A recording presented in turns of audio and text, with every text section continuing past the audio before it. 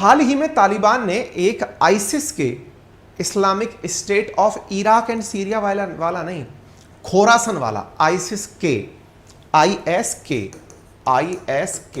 Islamic state of Khorasan, उसके एक आतंकी को मार गिराया। तालिबान ने मार गिराया, मतलब तालिबान तो खुद आतंकी संगठन है। अब जब तालिबान खुद आतंकी संगठन है और अगर इसने किसी को मार गिराया है, इसका मतलब यह हुआ कि वो सामने वाला भी हल्का तो नहीं होगा। तो जिस आतंकी को मार गिराया है उससे गजब की सुर्खियां बन गई हैं। क्या गजब की सुर्खियां बन गई हैं? इंटरेस्टिंग फैक्ट बताता हूं।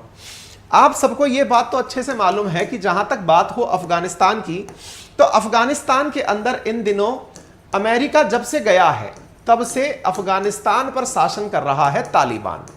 लेकिन ये वो तालिबान है जिसने कभी डोनाल्ड ट्रंप के जमाने में दोहा में जाकर के यूएस के साथ एग्रीमेंट किया था, जिसे आप दोहा एग्रीमेंट के नाम से जानते हैं। यूएस और तालिबान के बीच में हुए समझौते के तहत अमेरिका 15 अगस्त 2021 को छोड़कर अफगानिस्तान को उड़ गया।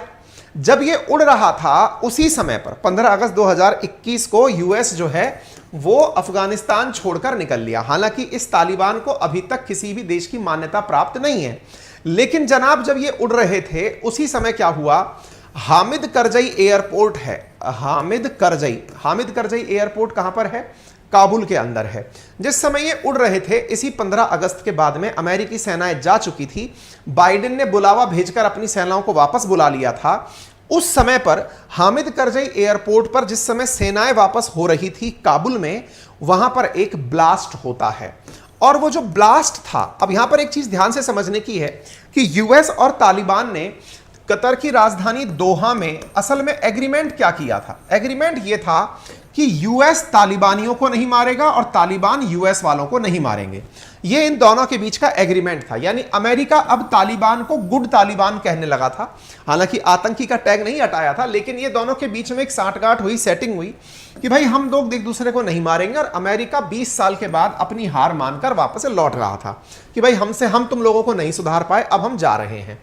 ऐसी स्थिति में एक बड़ा प्रश्न यह बना कि जो अमेरिकी यहां से जा रहे थे, 7 दिन में ही ऐसा क्या हुआ कि अमेरिकियों को टारगेट कर दिया गया। ब्लास्ट होता है जिसमें 13 यूएस के मराइन कमांडो जो हैं वो मारे जाते हैं। अमेरिका के 13 कमांडो मारे जाते हैं। लगभग 150 लोग कुल मारे गए थे इस जगह पर, काबुल एयरपोर्ट पर हुए ब्लास्ट में, जब सैनिक यहां से और आम जन यहां से अफगानिस्तान से भागकर जा रहे थे। उस समय हुए ब्लास्ट ने अचानक अमेरिका को बहुत ज्यादा शर्मिंदा अंतरराष्ट्रीय स्तर पर करा दिया। लोगों ने प्रश्न पूछना शुरू कर दिया। लोगों ने अफगानिस्तान में जो अमेरिका ने फैसले लिए उस पर प्रश्न पूछना शुरू कर दिया कि अमेरिका वालों, क्या तुमने सही डिसीजन लिया? क्योंकि तुमने जिसके साथ एग्रीमेंट किया वही तुम्हारी भागती हुई सेना को मार रहा है। तब आंसर निकलकर आया तालिबान की तरफ से कि ये मारने वाले हम लोग नहीं हैं, हमारे नाम पर कोई और मैच खेल गया। बोले कौन खेल गया? बोले एक आतंकी संगठन अफगानिस्तान में और है, और बोले उसका नाम क्या है? बोले असल में जो आईसिस हुआ करता था ना, Islamic state of Iraq and Syria, उसकी एक ब्रांच अफगानिस्तान में भी एक्टिवेटेड है और उस ब्रांच का नाम है खोरासन। खोरासन, इसी को शॉर्ट फॉर्म में आईसिस के कहा जाता है। आईसिस के, खोरासन प्रोविंस। बोले वो लोग हैं जो आतंकी हैं। बोले उन्होंने क्या किया है? बोले वही लोग हैं जो आपके लोगों को मार रहे हैं, हमने आपके लोगों को नहीं मारा। तो अमेरिका ने कहा देखो, हमारी हो गई है अंतरराष्ट्रीय बेइज्जती। हमारी बेइज्जती इतनी हुई है कि हमारे 13 लोग मारे जा चुके हैं। अब जब हमारे 13 लोग मर गए, हम जाकर अमेरिका में क्या मुंह दिखाएंगे कि सेना को तो आपने वापस बुला लिया, लोग आपके मारे गए, किसी को क्या कहोगे? तो अमेरिका ने तालिबान से कहा कि देखो भाई, चुनाव आएंगे हमारे यहां, तुम्हारे यहां चुनाव नाम का झंझट नहीं है। हमारे यहां हर 4 साल में चुनाव होते हैं, और जब चुनाव में जाएंगे तो लोग सवाल पूछेंगे कि बताओ क्या हुआ उन आर्मी कमांडर्स का मरने का, तुम लोगों ने क्या बदला लिया? तो ऐसी स्थिति में अभी इन 13 में से किसी एक सैनिक के घर पर अमेरिका के अधिकारियों द्वारा एक मैसेज भेजा गया। क्या भेजा गया? कि आपके बच्चे को मारने वाले का बदला पूरा हो गया है। अच्छा, अमेरिका जैसे देशों में या ये जो डेवलप्ड नेशंस हैं, इनके अंदर एक परंपरा है। जैसे हमारे देश में क्या होता है, सैनिक की शहादत होने पर हम लोग बदले की बातें करते तो हैं, बदले की बातें परिवारजनों तक नहीं पहुंचाते कि साहब हमने बदला ले लिया है, अब पूरा हुआ हिसाब। इन देशों में यह है, जैसे इजराइल हुआ, अमेरिका हुआ, फ्रांस हुआ, इनके सैनिकों को अगर कुछ भी होता है ना, तो ये उसके परिवार के लिए खुद से ही लायबल हो जाते हैं कि उसको बता के आना है कि आपके बच्चे की जान व्यर्थ नहीं गई। हालांकि आजकल इंडिया में भी बड़ा चल रहा है कि हम पुंछ का बदला ले सकते हैं, सर्जिकल स्ट्राइक, चर्चाएं पाकिस्तान में हो रही हैं कि इंडिया पुंछ में हुए सीआरपीएफ पर हमले का, वो जो हमारी सेना पर अभी जो राष्ट्रीय राइफल्स के जवानों पर जो हमला हुआ है, उसका भी बदला इंडिया ले सकता है। हालांकि ये प्रक्रिया जो है ये वेस्टर्न वर्ल्ड में बहुत ज्यादा फॉलो की जाती है कि उनका एक भी सैनिक मरेगा तो उसका बदला जरूर लिया जाएगा। अब जब उसका बदला लिया जाएगा तो ऐसी स्थिति में अमेरिका के द्वारा एक परिवार के सदस्य को यह सूचित किया गया है कि आपके बच्चे को मारने वाले से हमने बदला ले लिया है। भाई साहब, अब बदला किससे लिया होगा? तो अब मैं आपको बताता हूं। असल में जानकारी यह थी कि जब तालिबान ने बताया था कि आइसिस खोरासान जो है उनके द्वारा लोगों को मारा गया है, तो आइसिस खोरासान ने एक आतंकी है जो बहुत फेमस है, लेकिन उसका नाम आउट नहीं हो रखा है। जैसे अमेरिका क्या करता आया था तालिबान के केस में कि जो भी अलकायदा या तालिबान का मोस्ट वांटेड आतंकी होता था, जैसे अल जवाहिरी था या फिर जो मतलब ओसामा बिन लादेन था, इन्हें मार गिराता है। अमेरिका का दुश्मन है, मार दो। लेकिन आइसिस के इस बार एक कदम आगे था। उसने कहा हम फेसलेस आतंकी होंगे। फेसलेस का मतलब हमारा कोई नाम पहचान पता नहीं होगा। अमेरिका की सबसे बड़ी मुसीबत क्या है ना, वो ये तो जानता है कि ये आतंकी है, अब उस आतंकी को ही मारना है, ये उसको कंफ्यूजन है। ऐसी स्थिति में आइसिस के ने अपने उस आतंकी का नाम नहीं बताया या लीडर का नाम नहीं बताया कि इस आदमी ने इस काम को करवाया था। लेकिन तालिबान ने जब अमेरिका से समझौता किया था ना, तो कई तालिबानी लड़ाके ऐसे थे जो इस समझौते से नाराज हो गए। नाराज हो गए तो वो जाकर के इस आइसिस के में जाकर मिल गए। जब वो आइसिस के में जाकर मिले, आइसिस के का हेड ऑफिस जो है ना वो अफगानिस्तान के उत्तर में है, ईरान अफगानिस्तान के बॉर्डर पर है, वो जाकर उसमें मिल गए। तो तालिबानियों को अपने पुराने तालिबानियों से यह पता चल गया कि वो आइसिस के का कौन सा आतंकी था जिसने अमेरिकियों समेत 150 लोगों को मारा था। अभी रिसेंटली क्या हुआ है, तालिबान ने एज पर एग्रीमेंट, अमेरिका के साथ जो उसका एग्रीमेंट था उसको निभाते हुए तालिबान ने ही आइसिस के उस आतंकी को मार दिया है। अब यह खुफिया जानकारी है, लेकिन इस जानकारी में उस आतंकी का नाम रिवील नहीं किया गया है जिसे मारा गया है। इस बात को आप जितना स्वीकार कर लें, एग्जैक्टली वैसे ही तमाम प्रकार के सवाल इस बात पर उठ रहे हैं, मार दिया, किसको पता किसे मार दिया।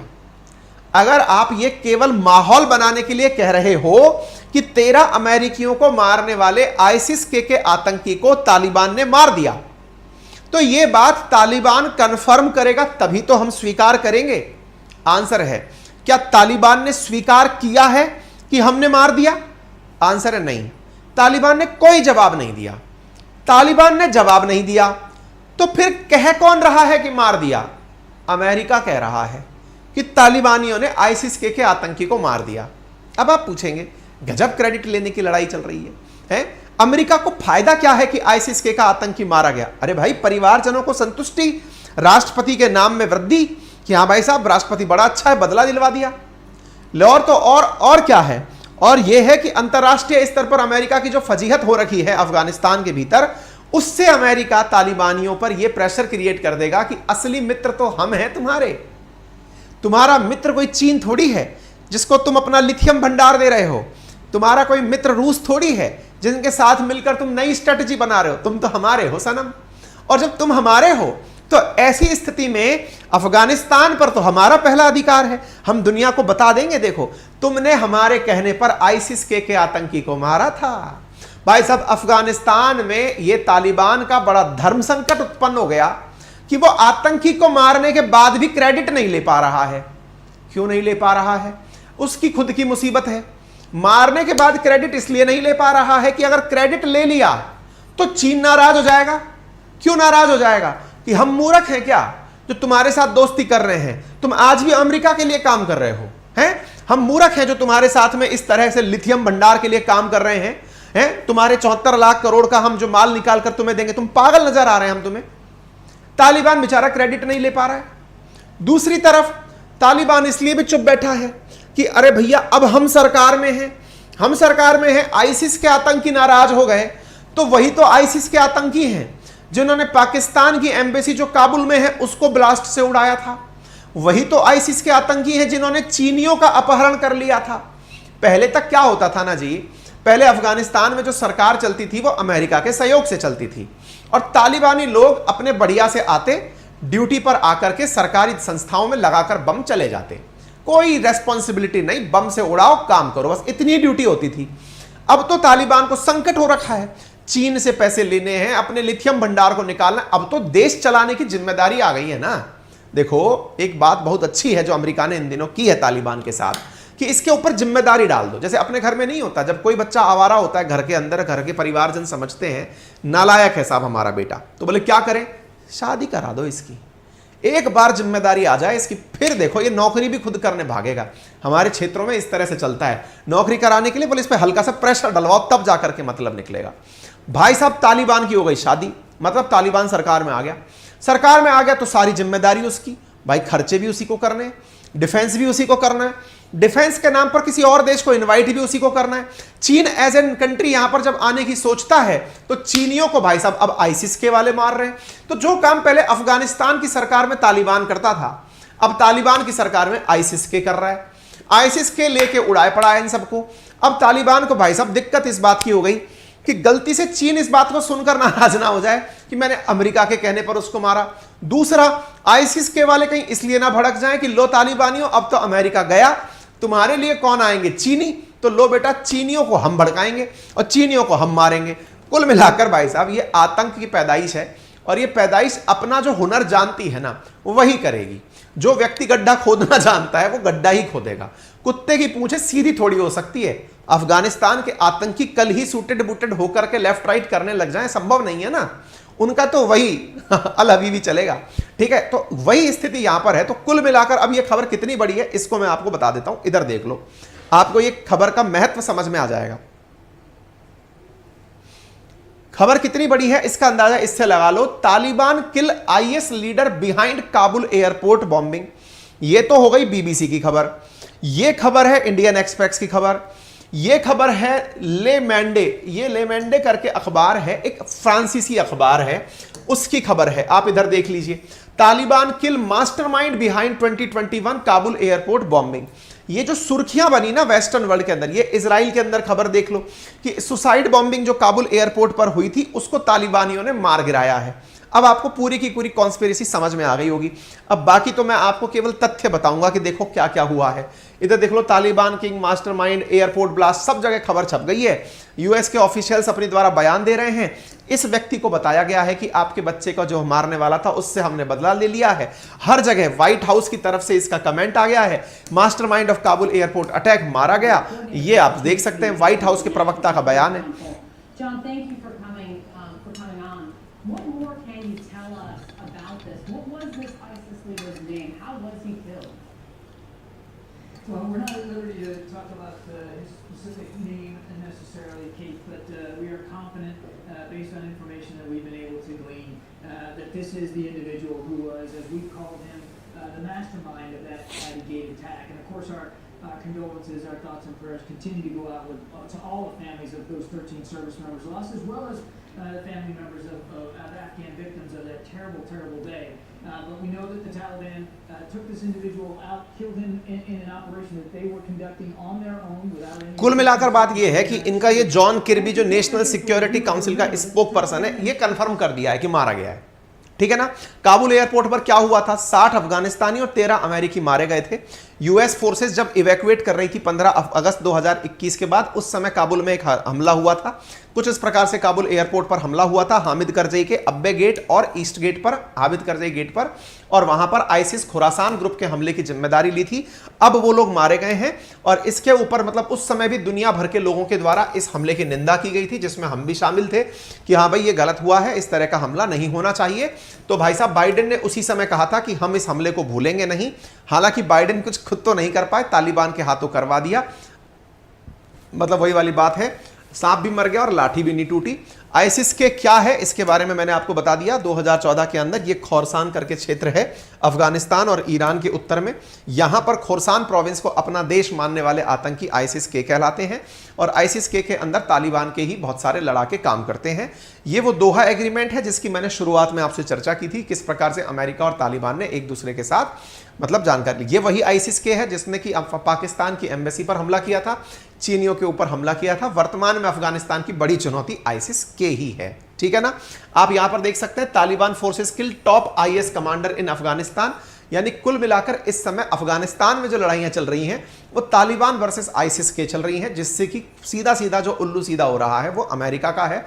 अब वो अंदर नहीं बाहर से ही सारे काम करवाएगा, ठीक है। तालिबान ऐसा क्यों कर रहा है, तो ऑब्वियस सी बात है उसको लोगों से बहुत सारा पैसा चाहिए। अपनी जो संपत्ति उसकी अमेरिका ने फ्रीज कर रखी है वो वापस चाहिए। अमेरिका ने अब तालिबानियों की लगभग $9.5 बिलियन की संपत्ति है जो अपने अकाउंट में फ्रीज की हुई है, वो तालिबान वापस छुड़वाना चाहता है। लेकिन अमेरिका कह चुका है कि वो तो 9/11 के हमले में जो लोग मारे गए थे उनके परिवारजनों में मैं बांट दूंगा। ये पहले भी मैंने खबर आप लोगों से डिस्कस की है, ठीक। नया बैच इंडियन ज्योग्राफी का मई के फर्स्ट या सेकंड वीक में आ जाएगा। हमारा एप्लीकेशन अपनी पाठशाला पर, अपनी पाठशाला एप्लीकेशन को आप डाउनलोड कर सकते हैं। 1 लाख से ज़्यादा बच्चे ऑलरेडी डाउनलोड कर चुके हैं और कोर्सेज जो हैं वो आपको मात्र 1999 में उपलब्ध करवाए जा रहे हैं। आप उन्हें यूज़ करें और पूरे साल भर की वैलिडिटी के साथ आप उन्हें देख सकते हैं। फ्री में डेमो क्लासेस भी वहाँ पर डाली हुई हैं, आप उनको एक्सेस कर सकते हैं। फिलहाल के लिए इतना ही। अपना ख्याल रखें, बड़ों का सम्मान करें, छोटों को प्यार दें, अपना व्यक्तित्व इस प्रकार से विकसित करें कि महिलाएं आपके साथ सुरक्षित और सम्मानित महसूस करें। और हाँ, महिलाओं के साथ पुरुष भी सुरक्षित और सम्मानित महसूस करें। धन्यवाद।